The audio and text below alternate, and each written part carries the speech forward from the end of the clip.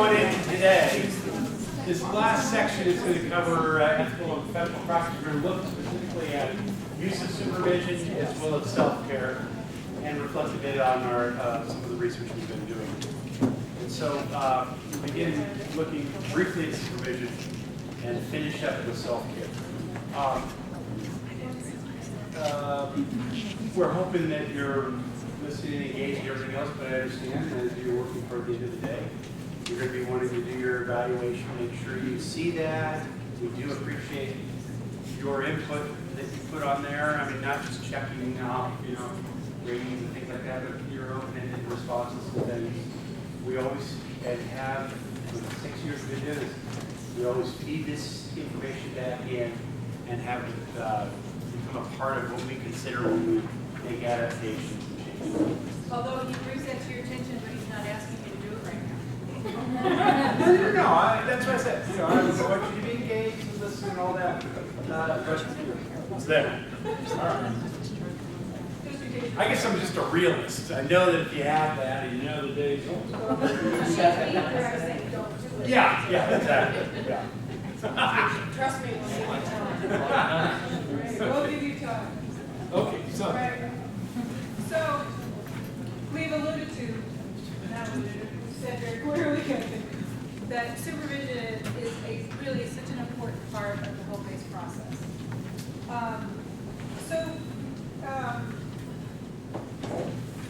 Supervision provides a therapist with support for so many things. In general, in terms of doing office-based work, in terms of helping manage therapist anxiety around particular cases that have come up, particular issues. But in terms of the home, how that changes so much when you're going out to the home, and you don't have the opportunity to go down the hall to take a break during a session or after a session to go down the hall and consult. But you have to find different ways of using supervision to be able to meet your needs to help manage boundaries and anxiety and things like that. We suggest, one of the things that we suggest, first of all, we have a module on utilizing supervision that we encourage you to look at. We have on our website a number of articles that are specific to home-based family therapy and how to use supervision. One of the things that we've learned is that not everybody who is providing supervision has actually done as much home-based work as maybe the people that they're supervising. So this is sort of meant to be for both. It's meant to be for the clinician to say, these are the things that I need from the supervision process, and for the supervisor to think about, what do I need to offer the clinician so that they can be more effective in the home. So as we talk about this, think about your supervision process, what you're offering or what you're receiving, and how you could work to enrich that process for yourself. So the supervisor helps to manage appropriate boundaries. We know that in home-based work, our boundaries are challenged, probably almost every time we go to the home. Okay? So making that a regular part of a conversation and supervision, that it's just not about case review, it's also about how I'm impacted by the work that I've been doing with management or about home-based work in general. Accessing available resources. When you're new to the process, you're new to the therapy experience, you're new to the home-based experience, your supervisor can be a wealth of information as to resources that might be available for your clients. Receiving guidance and support. Yes, there's help in terms of supervision, in terms of conceptualization of cases, ideas about where to go through, but don't forget the personal support part. As this case, I just felt really torn, and I felt so sad when I came out of that home because of these things. Being willing to raise those kinds of issues in supervision is really going to help you to be a much more effective therapist, because it does in the supervision process, and hopefully in a safer context, it allows you to access some of these feelings, be a little bit more vulnerable, and to get the guidance and the support that you need in order to deal with the impact that working in the home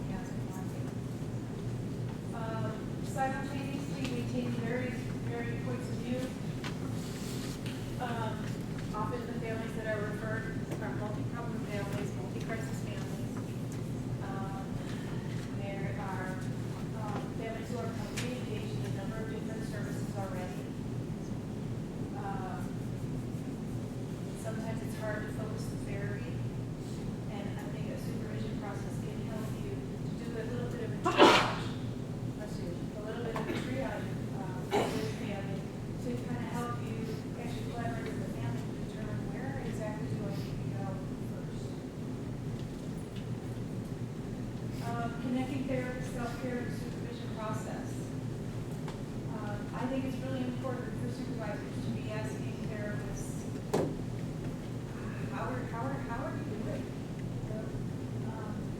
How are you doing with your boundaries? How are you, that sounds like a particularly tough case. How's it affecting you? We recognize that sometimes your supervisor is also the one who's doing your evaluations. And so being vulnerable in those may not feel the most comfortable. We understand that. But I think the most effective supervision process really does allow you to talk through some of those things.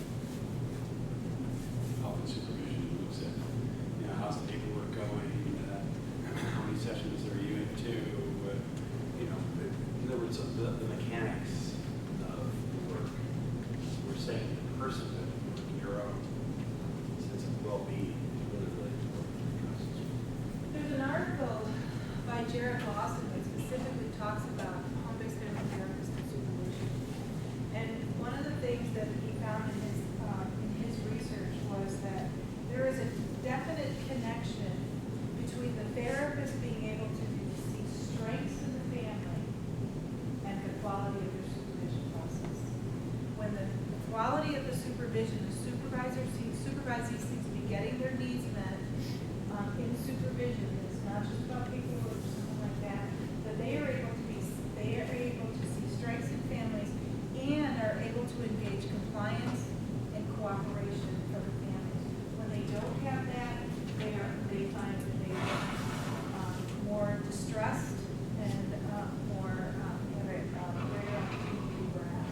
So the quality of your supervision, whether you're providing it or you're receiving it, does really impact the work that you're doing, especially for home-based work. The more that we have studied, heard these comments, the more convinced we are that there are isomorphic processes that are taking place. When we receive good support from our supervisors, when we feel good about how things are going, we're more likely to be involved in the process with our clients, are feeling good about the process. They're feeling like something's happening as well. If we're feeling tapped out and we're not accessing resources, our clients are more likely to also experience the same thing and not look for us with resources in us. So isomorphically, it kind of is a parallel process that's occurring up and down the chain, across, across the very parts of the systems. If you look at this picture, there's a great vast view in this picture. And oftentimes when there's so many issues, so many crises, we're constantly putting out crises daily, we lose that supervision to help to bring it back. And we can see multiple things, we can see the process. I used to live in Jackson, Wyoming, And I lived just down a ski place, Snow Canyon. And I lived just a few blocks from the base of Snow Canyon. All I'd have to do is take a hike, usually obviously in the summer, take a hike up the hill. And when I get to the top of the hill, before I even started up the hill, seemed like a maze of things, my life and all its complexity. But when I got to the top of the hill and looked down, my house was too small. And all the city was out before me, laying out the book. And I was like, oh, really put into perspective that in the grander scheme of things. Doesn't make it any significant. It just puts it in perspective. So that's what supervision ought to do for you. Take you to the number. And when you have a home-based therapist, you don't have somebody next to you, next to the door, your office, you can't go see. So the opportunity to see whatever you have to make. If you're going from house to house, you can have the same opportunities to have a 5-minute conversation to help kind of retool you for the next one. One of the things that might be helpful is to use that journal, and after each session, to just jot down not what happened in the session, but how you were affected by what happened in the session. What kind of biases were brought up for you during those sessions? Because that is going to make, that self-awareness is going to be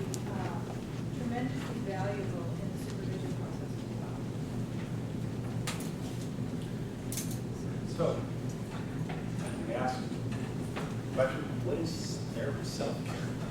Make sure we understand what it is that we're talking about.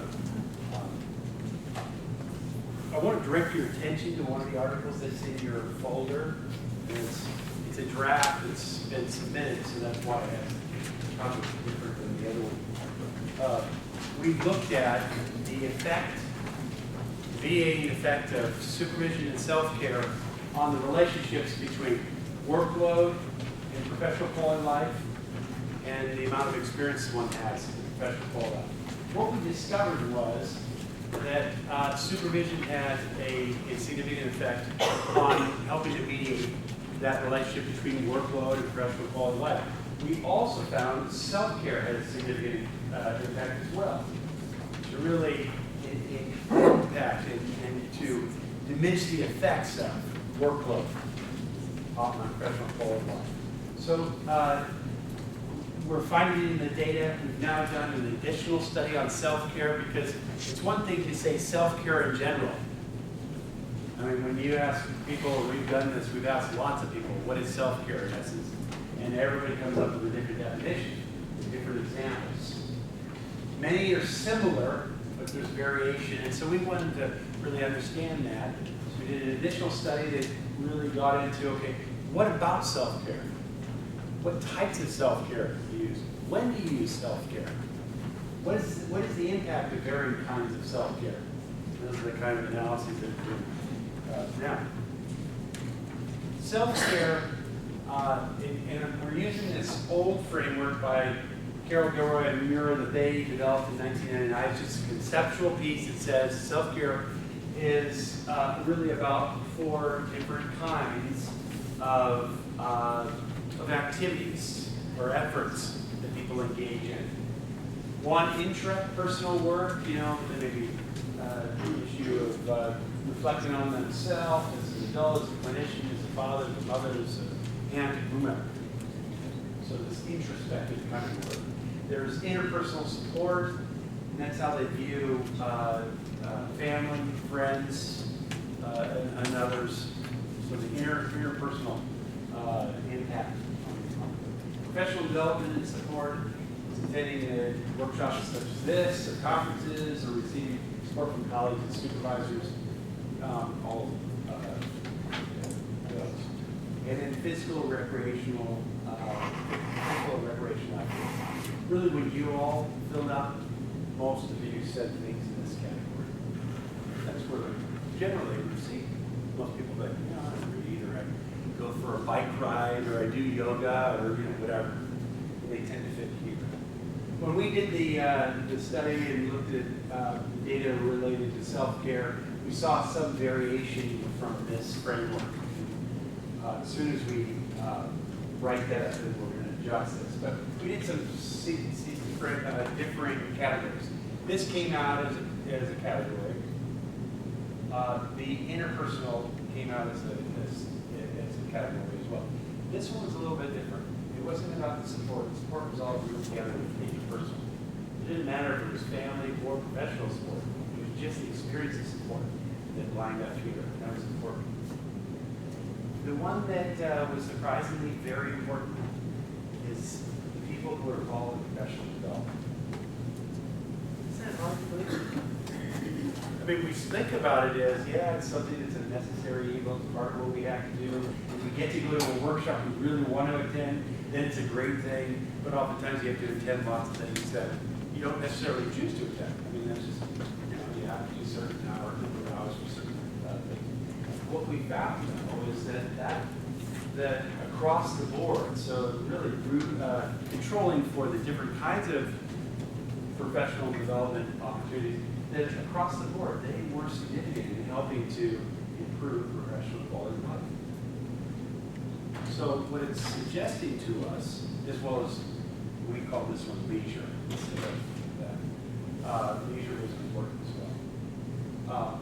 These were the two that were most important. This was, it was not quite as important, it only came out with some additional analyses when they were related to these. This was not important at all, significant. Doesn't mean that we don't use it, we don't do it, but significance across the set that we had, the population we had, So these two. This one is obvious, everyone already points to it. This one suggests to really find ways to constantly identify ways to challenge yourself professionally, expand your understanding professionally of the things that you're doing, and the available research and the available resources and all that, to really develop that, it will lead to greater or improved professional development.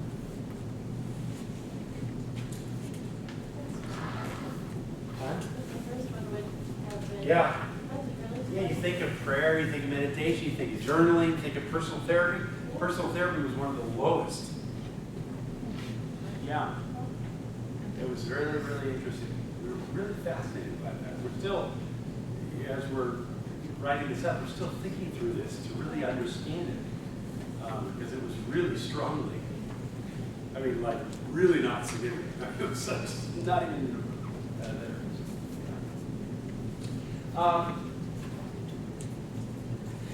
What we want, as we think about self-care and its multifaceted aspects, is that, is to put it in this perspective. When you're on an airplane, and the flight attendant says about the oxygen mask, what does he or she say? If the oxygen mask comes down, what do? On yourself first. Despite maybe the intuitive responses to help the child, to help the people, the person can't help themselves, to help the person that needs help, right? Help yourself first. Why is that the case? Because if you're dead, you can't help. Well, let's be honest, right? So the idea here is self-care reminds us, if you are not healthy, if you don't feel good, if you're tapped out, if you're burnout, if you don't have anything to give, you can't. And your families won't get it. So that's why self-care, in a nutshell, is so vitally important, why we spend some time on it, and why we want to not only encourage you, but we want to support you, we want to provide resources for you to make sure it's a priority. This is what we might be tempted to say. A schedule requires that I burn the candle both ends. Doctor, could you prescribe more candle? So always looking for a way to extend the limited amount of time we have for resource. Therapy self-care enables us to deal with certain things, and I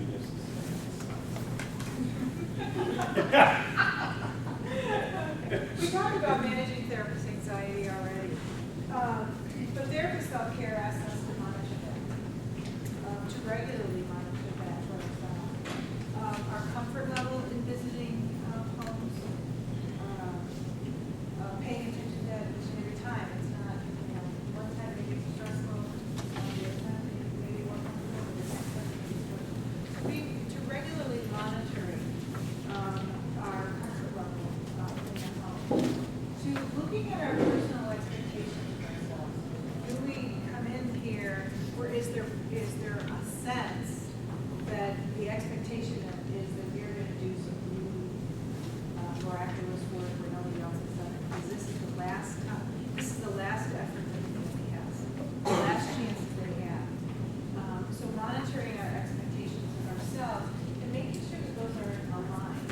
When they're not in alignment, then it increases our chance of burning out because we expect more of ourselves than we possibly can get.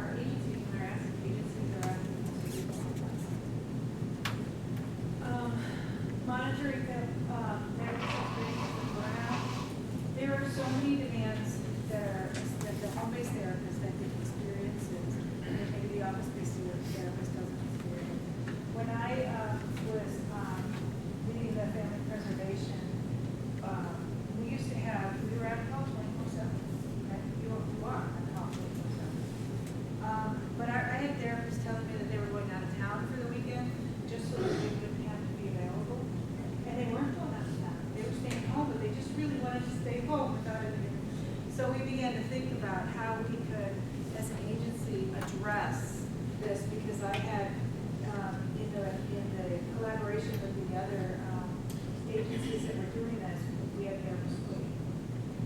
And they were quitting because they talk about, I'm giving more to my families, and I'm having less to give to my own family, and I don't do that. And so, being aware of that as it's happening in ourselves, and then being able to be willing to talk about that, evaluate it for ourselves, understand these expectations, and being able to do something with them before you experience something where you're feeling like you have to quit, or you have to make change, and being very proactive about it, not waiting for it to be at a burnout level. Well, I wish at this point I could tell you that we've discovered this in our data. We haven't yet. I don't think we're asking the right questions. But sticking to the story so far, I think intuitively this makes sense. But we're going to figure out a way to test whether how true this is. Based upon this is a conceptualization of the varying degrees of personal and professional stress and its relationship to the continuum of stress management we use. Anecdotally, and also in our review of the literature around the issue of self-care, what we notice is that when someone is managing their stress, they tend to use preventative measures. They tend to do things proactively. They tend to be involved in what we like to call program self-care. It's regular, consistent, prioritized, it's built into their schedule. It's not reactive. It's not reactive. If it's as we notice, increasingly reactive, people who are increasingly reactive with their self-care, I know when I work with my supervisees and they're a bit stressed out, one of the first questions I ask is, what do you, let me see your calendar. Literally do this. Let me see your calendar. And I look at their calendar, I see clients in there, I see classes in there, and I ask, okay, where's the free time scheduled in? Where's the time with your spouse or your kids scheduled? Where's it's not on there? Because what they're basically doing is, it's there if they have it, and they don't do it if they don't. And so it becomes a lower priority, and they also feel kept up. So, I encourage them. What's a day that you need? What are some times that you need? What is it you want to do, even if you're with your partner or your spouse? You're not going to plan anything or spend any money, but you set it aside. When would that be? Stick to it. So becoming more preventative, more proactive. The more reactive someone becomes, what we notice at some point, there's actually a little line here. At some point, the stress becomes unmanageable, and it's more likely that they're going to break one of the ethical codes or one of the regs or state or licensure. So they end up not preventative self-care, reactive self-care, remedial. They get them back on the inside line, keep their license, keep their job, their career, and try to get back into a healthier place, a productive place. Obviously, we don't want to go back. So, what's that? Wait. What did you say? Is that would be the point where you're screaming at your clients if they really realize? Yeah, right, exactly. Yeah, that might be inappropriate.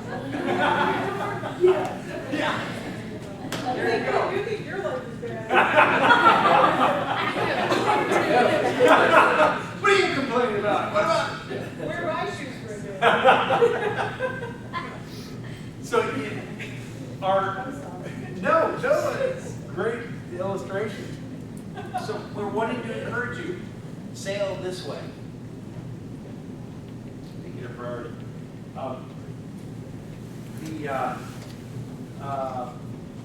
The BSRB complaints we mentioned seem to reflect the issue of boundaries, the issue of confidentiality that's not well supported. And that's because people become, as they move along here, become much more compromised in their judgment. You know, just as families are stressed and they can't see the resources in front of them, when we get more stressed,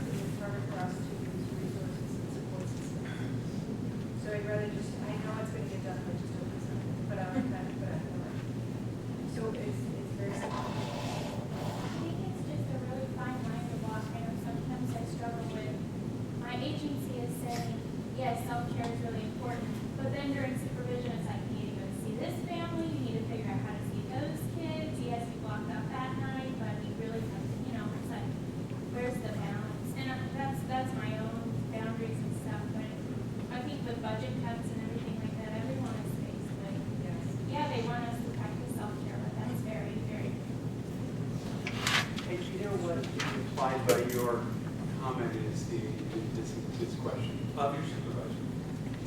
Help me understand. I understand that these are necessary to do. Help me to figure out how to build self-care into this program, into these expectations. Ask your supervisor to help you with that. That's what he or she is there for. And so they struggle too with the very thing you're struggling with. You should not be isolated in this struggle.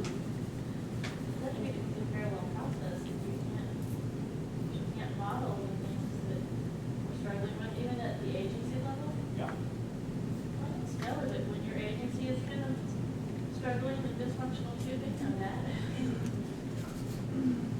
Well, I mean, even it's, you know, not so much not having enough time or working too much, too many hours. A lot of it would be, as you mentioned earlier, just the crises that you feel, you know, working at PRS. Yeah, you're constantly dealing with crises, and some are more intense than others. So that can, you know, weigh on any therapist. Yes. And your free life is just opposite of what is too much, what is too stressful. Well, that's why ongoing activities of self-care involves three different activities, three different types of activities. One is, this is based on Sue and Sue's stuff, the, you know, culturally competent there. We use that framework applied to self-care. Awareness, knowledge, and skills. Increase your awareness. Engage in activities designed to help you identify your stressors, both personal and professional. The accumulation of stressors going on. That's very important. Identify the types of approaches you currently use. So not only identify the stress, but also what seems to work for you. Identify those. Be aware of those. And create an increased awareness so you can access it better and address things better. Build knowledge. So learn about the impact of varying types of stress on professional responsibilities that you have. So read books, engage with colleagues, engage with your supervisor. In other words, look for resources. Get on the internet once in a while and surf around and just build your knowledge around this idea of the impact of stressors and well-being. Our resources area is full of resources, things you can immediately get to and take a look at. And based on the titles, there may be some things that are a little bit more interesting to you than others. That's where I would start. And then also develop skills. So develop the tools necessary for maintaining a balance in personal and professional lives. Now you truly in. Schedule in your personal life on your calendar, so that it doesn't become an afterthought.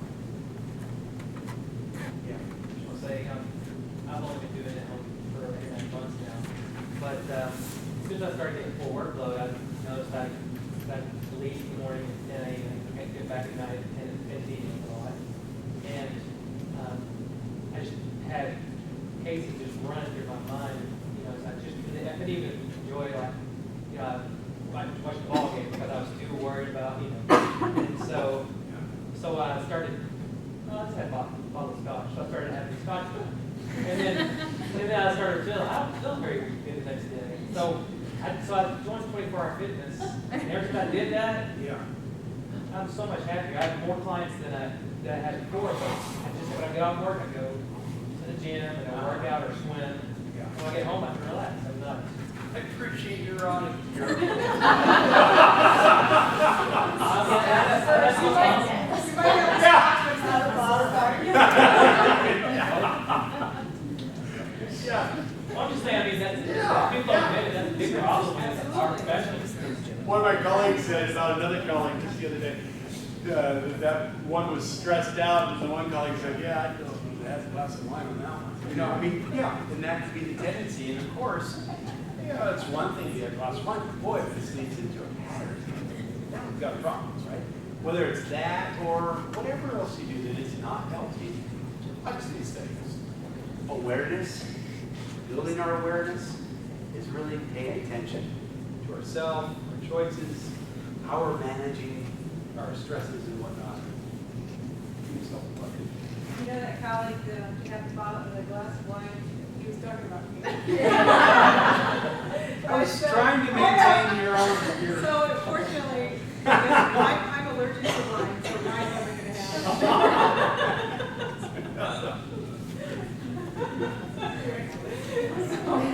So all of this talk about supervision and self-care is really kind of building up to the impact of what happens when we do and don't take care of ourselves. It impacts our client effectiveness. As your stress level increases, your creativity decreases. So as you don't take care of this, you're going to be less creative with your clients, you're going to be less flexible, you're going to be less able to meet the needs and meet the expectations that your clients and your agencies have of you, but also meeting your own expectations, your own family expectations. You're unable to take care of all of them. And let's be honest. If we're asking our clients to manage their anxiety so they can be more creative, and we're not doing it, it's really disingenuous, isn't it? And I'm just speaking to you, I was looking at me too. We just have to be, let's be genuine. Let's ask our clients to do what we are actively trying to do too. We may not be there yet, but at least we're have it as a focus. That's very important. Then we can also speak from that experience. So when they say yes, but we could say, yeah, I had that too. Or if you're not, the type of therapist doesn't like to be self-admitted, you can say, we have other clients that have experienced or others have suggested. So the idea is that you're there along for the journey as well, and joining them in that process. Out of a place of actually instituting yourself rather than just cognitively and intellectually engaging. So the moral of this is stay grounded in self-awareness. Because it's going to impact every aspect of the work. And your ability to remain engaged. Personal life. That's my moral of the slide.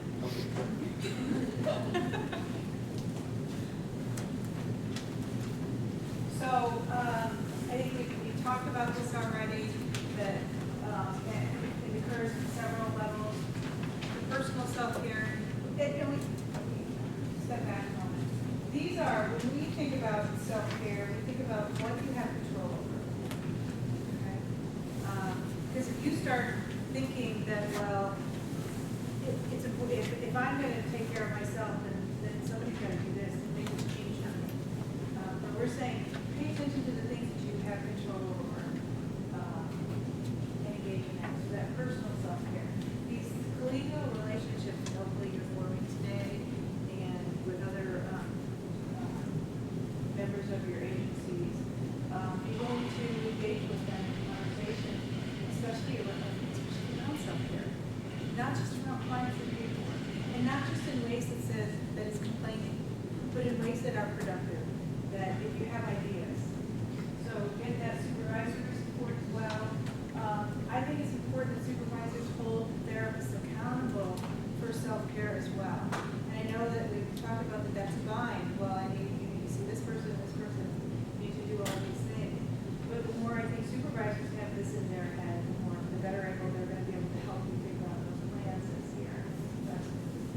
And then we're able to continue to bring back information to agencies about the stresses that we hear is and the desire for self-care that we hear from these kinds of trainings. And again, it's mainly focused on those things that are within your control. We can spend a whole lot of time thinking about things that are not within your control. So building awareness, we would give you something and place in your packet, something that can help to increase awareness. Professional quality of life scale has been used by numerous, tens of, well beyond 100 different studies to look at professional quality of life, to examine the three domains in what's that? One, compassion, satisfaction. What's the satisfaction you get out of doing your job, helping others? Compassion fatigue. What is the experience of hearing other stories and the impact on you? When they talk about stress, when they talk about crisis, when they talk about abuse, when they talk about a lot of hard things to get. Take it from that person. And burnout. Burnout is that it happens ever so gradually, but over time it's cumulative. We're experiencing a number of stressors, a number of challenges, and finally getting to the point where you just don't like what you're doing, or don't want to do what you're doing, you don't enjoy the people you're working with, just feeling tapped out. You need to know what those levels are. And so this gives you a place to do that. You make copies of it, fill it out once in a while. You filled it out when you did the pre-eval online. That's for our information. We're using it in a cumulative way in terms of how HBFT therapists are doing. But for yourself, you can use this and you can score it to find those 3 domains, and we've given you the scoring tool in a minute to determine where you're at on each. And it gives cutoff scores and all of that. So obviously you want high compassion satisfaction, low fatigue, and burnout. If you notice that what we hope is building your awareness, we're hoping you'll notice if you do this on a regular basis, like once every 3 months or something like that, then you'll notice some trending going on. And you'll be able to put together, I noticed it. I improved as I was doing these very things. I go in the workout. I noticed the improvement. This is what helped me to do that. Or I noticed things seem to get a bit worse, and I noticed this is what's been going on. So we want you to be able to do that. Now what we've done, you think, okay, you can do all this by hand, or in about 9 months from now, you can do it on your smartphone. And it's very hard to see, so we turn off the lights.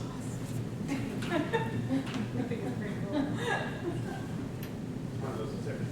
It's still kind of hard to see, but this is the landing page on the smartphone. Right here is your current level of stress. It's this little smiley face from sad to happy. You just push one. That's done. Then you go here and you go self-care and you push the arrow and you say, I went on a bike ride. And it'll hold it in there. Next time you go on a bike ride, when you push this, it'll show up. You can pick it again. Or you can add more self-care activities, because these are your activities.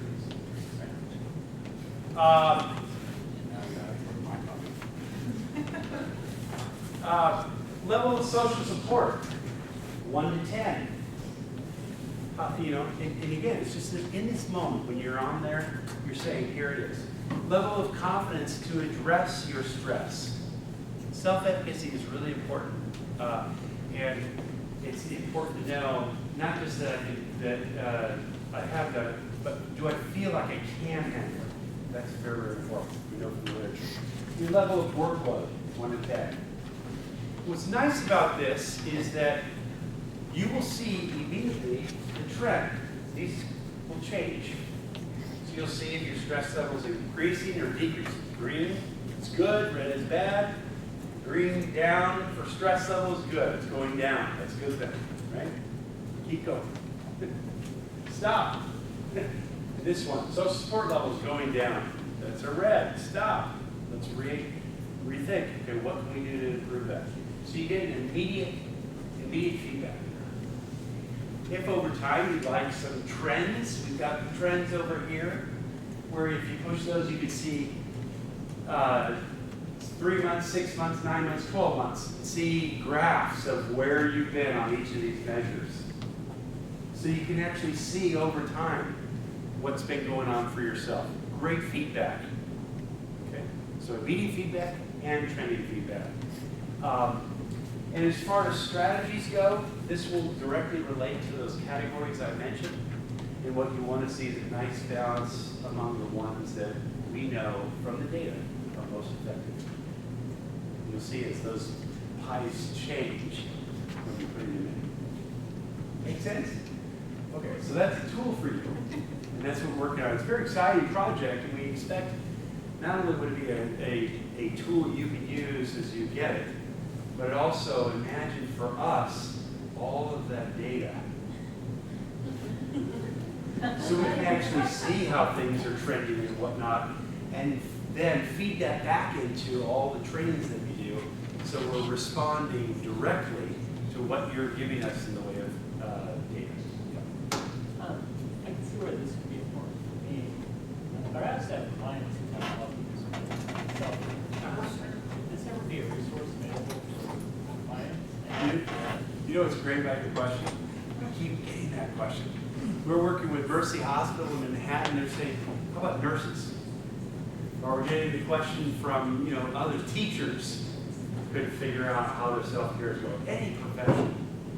Or, in this case, and I appreciate the additional thought, families, can they get some value out of this? Is that any of you seeing MyFitnessPal? This in concept is based on that. We're pretty excited about it. You've got a designer in Topeka who's going to be working on it. Design company's Umbrella, they're ready to go. Just waiting for the signed contract with the KDADs and be off and running. That should happen in the next week or two. Everybody get ready. Yeah. Yeah, and then it's quick pace. Get it all taken care of.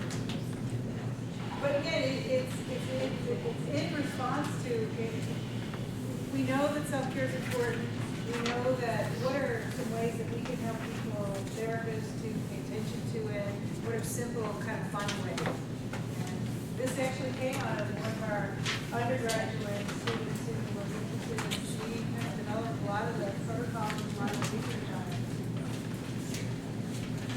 Yeah, we've got some great folks who do a lot of neat projects.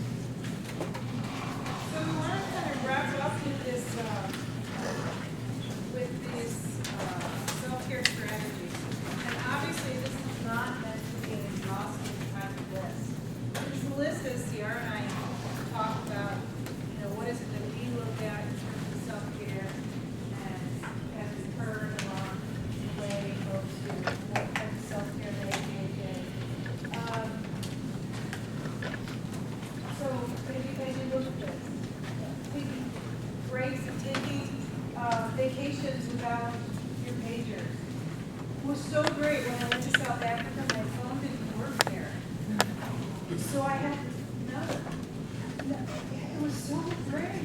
I didn't realize how great it would be until I got there and I wasn't having any texts, and I intentionally didn't check email, and I didn't turn my phone back on until we hit New Jersey.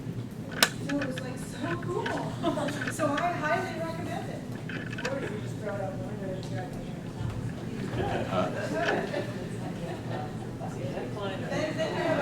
Then you have financial privilege. Okay. Nurture friendships. What happens when you get so busy, you just don't have time to do things with friends to take care of those relationships? But those relationships, those personal relationships, are such a great support. Hobbies and personal interests, we know some of these things. Here's another one. Limit number of work hours and caseloads. Talk about that. Talk about it, but talk about it in a sort of a proactive way, as opposed to in a way, so because you want your message heard. But if you're constantly just complaining, your message is known. And the message is being heard in that way. So think about how you would talk about this, and use them in situations. One of the things that I really liked about your comment about going to South Africa was the cell phone didn't work. And what I've had to struggle with myself is to learn I don't have to go to South Africa to turn it off. And just by temperament, by training, I think all of us here are caregivers. And we feel like we have to be umbilically attached to our clients all the time, because without us, they're going to sink. And I'm really working with myself and my staff to say, when you take time off, disengage completely. I think you have to do that so that you can really reinvigorate and recreate, so you can come back better. And we have the advantage, not everybody does, of having colleagues that can cover our caseload for us while we're intentionally unplugged. But I think that's really critical. Well, think about one of the principles of our ethical codes. we are, if there's an embezzle court, we are not fulfilling our role ethically. We forget that on the side of client abandonment, and we justify it in all kinds of weird ways. Exactly. Yeah. Well- And, you know, I mean, gosh, if they lived all these years before we were ever in their life. I mean, come on. You know, we get the Messiah complex going, right? I mean, it's like, oh, I could be the only one who's gonna, and that's just not fair because we have our own foibles also. So, I mean, when we're honest with ourselves, and we have a clear investment in their autonomy, and their empowerment, and that, and I have to say this to clients as I meet with them, especially the ones where I sense there's a bit of a neediness, as I say it very, very clearly, yes, there is, the best job I can do is to work myself out of a job. Because you don't want to be a part of my family, and frankly, I don't want to be a part of your family. I've got one I really love. We do therapy notebooks for our families. We tell them if they have things they want to talk about to write on their notebooks. First thing we do when we get there, we're supposed to look at their notebook so they're not rapping about the child. We can read. And then, but they don't do it. They still call it. But you try. I mean, all you can do is try. But and also, we have one person on call anytime the dog is not open, and so they've got an emergency. They call the office number and the person on call will hit that. So just having those things set up where, I mean, I've got to where I just don't answer. I wait for the voicemail. If the voicemail's not urgent, then I'll call them back. Otherwise, you get enmeshed. I don't want to be the be-all and end-all. I really want them to be the be-all and end-all for themselves. Just to tag along with that, if the client, the private practice, I have a 10-year-old yearly class, very few years. But if I do get a call, unless they announce that something is critical, I usually intentionally wait a little bit. Because usually by the time I call it back, we've already figured it out. And that's exactly what I want to make. So the waiting, I think, can be very helpful.